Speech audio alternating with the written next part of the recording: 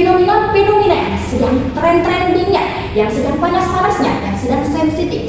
Nah, kalian pasti kepo kan tentang terkait topik yang akan kita bahas kali ini. Saya Linsuan Seribu Arti sebagai host di sini, dan tentunya di sini saya tidak sendiri. Kalian bisa lihat kan, saya bersama dua partner kece saya, yaitu Rabiatul Hikmah, Dunia Mas Ayu. Oke, di episode kali ini kita akan membahas tentang cerita di balik garis tua terlarang, atau bisa disebut dengan hamil di luar nikah.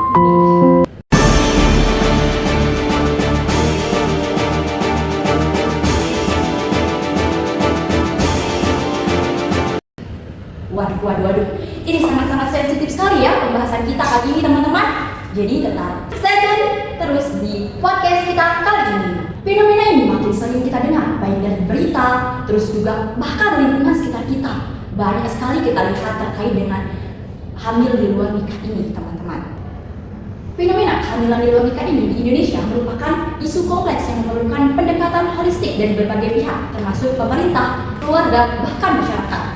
Nah, mari kita sama-sama dengarkan pendapat kedua partner kita ini terkait dengan hamil di luar nikah. Saya bingung sekali terkait dengan hamil di luar nikah ini. Saya lihat di lingkungan sekitar saya bahkan ya, bukan hanya di berita, tetapi di lingkungan sekitar saya banyak sekali hamil di luar nikah. Itu parahnya hamil di luar nikah itu kenapa? Kok bisa sebanyak itu di Lombok apalagi? Lain lagi di Indonesia. Itu coba jelaskan. Itu mungkin karena pergaulannya ya. Terus kan anak remaja sekarang itu kalau nggak bebas gitu nggak bisa dibilang keren gitu. Pasti mau dibilang keren, ditanya kamu udah seks gitu. Kalau dijawab nggak pernah seks, pasti dia kayak malu gitu, nggak merasa keren gitu. Oh, jadi bisa dibilang seks bebas itu udah emang merajalela banget ya, udah terjadi di mana-mana, bahkan udah dinormalisasiin kan tadi, udah dijadikan sebagai standar untuk menjadi keren. Jadi ya bisa kita simpulkan dari situ kalau alasan kenapa banyak maraknya terjadi hamil di luar nikah ini ya karena standar tersebut gitu. Dan juga standar pacaran yang semakin sekarang tuh semakin berani gitu, sampai main di hotel lah gitu. Udah kayak suami istri ya? Ya, living together, tinggal bersama.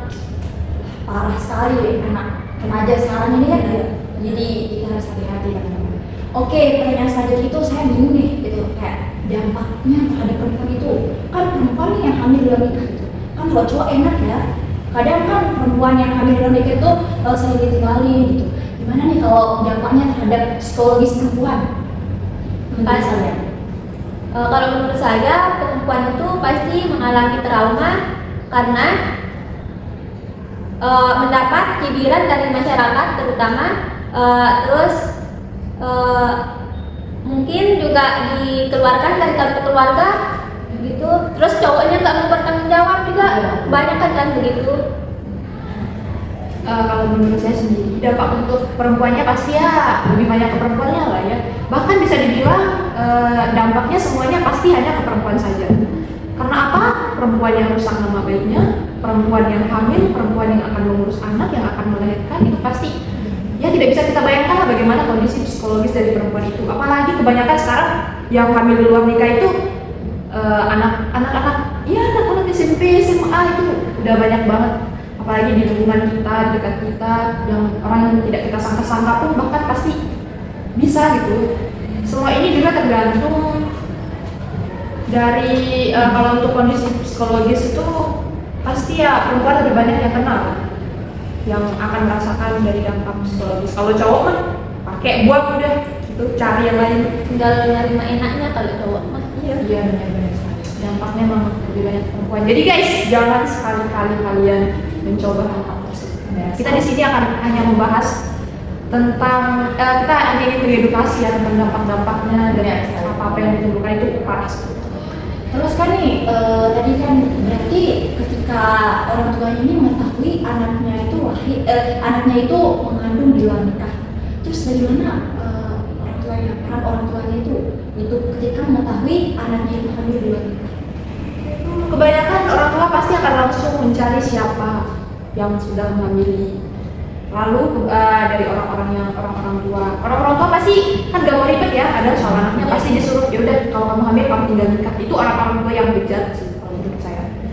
Karena dia kadang juga ada orang tua yang tidak mau merangkul anaknya sendiri dan malah membiarkan anaknya untuk melepas anaknya lah gitu. Itu juga bisa menyebabkan kondisi psikologis pada perempuan itu berdampak lagi tuh pada kondisi psikologisnya. Terus apa yang sebaiknya dilakukan oleh pasangan yang sudah terlanjur melakukan seks bebas itu? Sudah ambil dua. Yang jelas mereka harus nikah ya, karena jika perempuan itu hamil, anaknya pasti butuh seorang ayah, walaupun nanti saat dia lahir itu, jika anaknya perempuan misal ayahnya dia punya ayah tapi tidak punya sosok perannya, gitu. Punya perannya. Kalau dari sisi agama pastinya ya kalau sudah terlanjur melakukan itu sebaiknya harus langsung segera bertaubat. Tapi kalau dari sisi negara sebaiknya ya langsung dinikahkan saja. Dan dengan kondisi keduanya itu sudah sama-sama siap. Kan banyak sekali nih berita-berita nih. Aku paling condong ke berita ketika anaknya itu ditaruh di toilet gitu. Kalian pernah dengar nggak berita itu? Iya. Itu sangat hot, sangat trending banget gitu. Apalagi tempatnya itu di Solo, puskesmas Solo kayaknya. Benar nggak? Di sekitar kita. Coba Itu jelasin. adalah salah satu contoh kejadian yang ada di sekitar kita. Yang ya anak-anak tuh itu, anak-anak kan tidak memiliki wawasan yang cukup luas. Dia hanya tahu main, psikologisnya juga belum terlalu benar, makanya anaknya itu ya Allah kasihan sekali, anaknya bisa-bisanya ditaruh di toilet setelah melahirkan, ditaruh di toilet. Dan banget Bikin my heart. Sangat-sangat miris sekali ya. Anaknya yang menjadi korban, kasihan. Terus nih, yang paling ditunggu oleh teman-teman nih, apa pelajaran yang bisa diambil dari kasus-kasus kehamilan di luar nikah ini? Pasti teman-teman yang di rumah kan kepo kan terkait itu. Jadi kita dengarkan dari sini. Pelajaran yang bisa diambil, sebenarnya ada banyak sekali pelajaran yang bisa diambil dari hamil di luar nikah ini untuk kita. Ada bagi orang tua, bagi anaknya juga, dan bagi bagi keluarga untuk selalu mengawasi anak-anak mereka, terutama orang tua nih. Nggak boleh gitu terlalu membiarkan anak itu bebas bergaul dengan siapa saja. Kita sebagai orang tua harus tahu bagaimana pergaulan anak kita. Kita tidak boleh membiarkan dia bergaul dengan anak-anak yang kita tidak tahu jelas asal usulnya.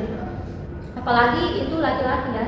Lebih baik berteman atau kalau tidak bisa dia berteman, bisa pacaran, tapi lebih pacaran yang sehat. Tapi kita kembali lagi, Saling kita beragama support. Islam ya, kita tahu bagaimana aturan di dalam Islam itu, jadi jangan coba-coba melanggar. Oke, berarti kita juga perlu kan kasih remaja itu tentang edukasi tentang gitu, seksual, terus benar mana yang boleh dipegang, benar mana yang boleh dipegang. Sebelum seharusnya itu enggak harus dari remaja juga ya, tentunya dari TK kita juga harus mengajarkan adik kita ataupun teman-teman kita untuk mana yang boleh dipegang sama laki-laki dan mana yang tidak boleh dipegang sama laki-laki. Ya itu kalau kepada kita sendiri sebagai remaja yang pada kondisi saat ini tuh jiwanya sedang menggebu-gebu, sedang penasaran. Dia sedang ingin memenuhi rasa penasarannya. Ya awalnya coba-coba ketagihan. Iya benar. Ya kalau buat kita para remaja sendiri, kita itu harus mengingatkan diri kita sendiri juga. Kita harus tahu mana yang benar, mana yang salah. Jangan mengikuti tren bodoh seperti hamil di luar nikah. Itu adalah tren yang sangat-sangat tidak bermanfaat. Benar. Itu hanya akan menjadi bumerang buat kita di masa depan. Itu akan merusak masa depan kita semua. Bayangkan kita yang sudah susah-susah naik sampai ke titik ini, sudah sampai bangku kuliah, tiba-tiba dikeluarkan gara-gara kita hamil, itu kan sangat tidak worth it untuk kita gitu. Kita harus mengorbankan masa depan kita hanya untuk kesenangan sesaat itu. Pikirkan baik-baik sebelum melakukan, teman-teman.